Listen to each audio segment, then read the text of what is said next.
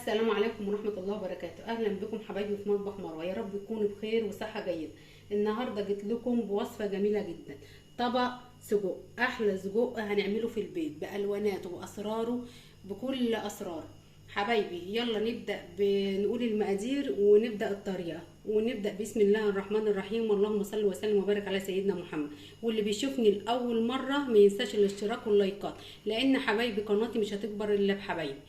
يلا نقول بسم الله. بسم الله. انا ده جايبه طبق من السجق، ده حوالي نص كيلو، ولو انت عايزه تضعفي الكميه كيلو اتنين زي ما انت عايزه. عندك معلقه توم باودر، بصل باودر، معلقه كزبره، فلفل اسمر، ملح.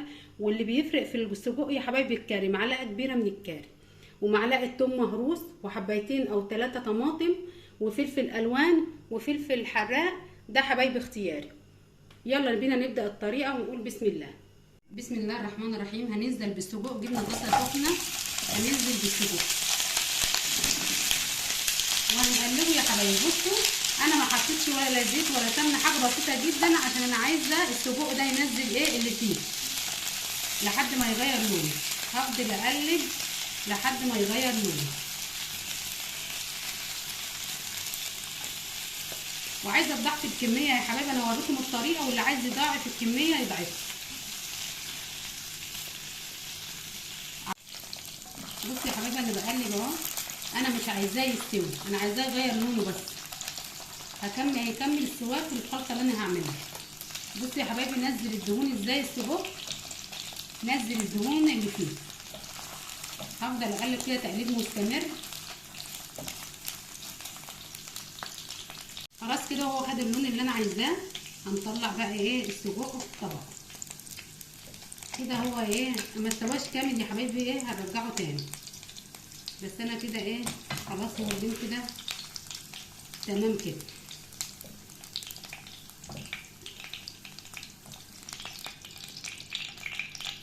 طلعناه في طبق. الخطوه اللي بعد كده هنجيب معلقه الثوم وهننزلها في ايه، في السمنه او الزيت اللي نزلت من السجق. تقليب مستمر.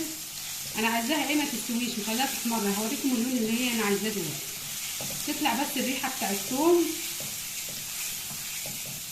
وهقول لكم الخطوه اللي بعد كده. هتعملوا السجق بالطريقه دي هيبقى جميل جدا، احلى من عربيات السجق. هقول لكم خطوه بخطوه. خلاص كده. وبعدها ننزل الطماطم اللي انا مقطعاها. هنقلب الطماطم مع الثومه لحد ما ايه تستوي كده. هنقلب يا حبيبي. خلاص اهي داخله على تسويه. انا عايزه الميه دي تنشف كلها اللي في ايه في الطماطم. هنسيبها 5 كده وبعدين نرجع لها. وخلاص هننزل بالتوابل.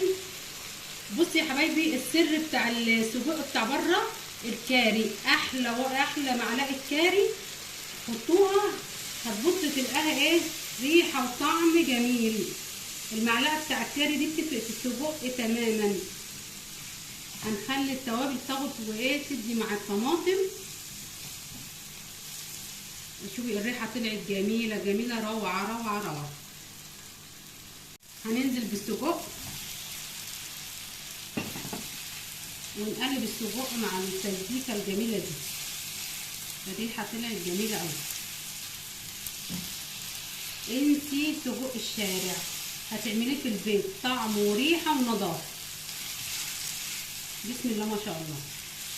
بصي يا حبايبي الله. وبعدها ننزل بالفلفل الالوان وقرن الفلفل الحراق ده هيفرق اللي بيحب الحاجه الحراقه. ونقلب الخلطه الجميله دي مع بعضها. انا عايزه الفلفل ياخد تتبيله بسيطه. بصوا الالوانات وشايفين السجق عامل ازاي. بسم الله ما شاء الله عليه. احلى طبق سجق هتاكليه.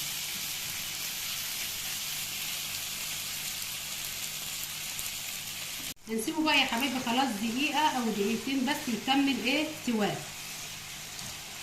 هتعملي احلى سجق، نظافه وطعم وريحه، لانك انت اللي هتعمليه احلى من العربيات، وربنا يحسن ما بين ايديكي. بسم الله ما شاء الله. شايفين الالوانات وشايفين السجق، عمايل البيت الجميل،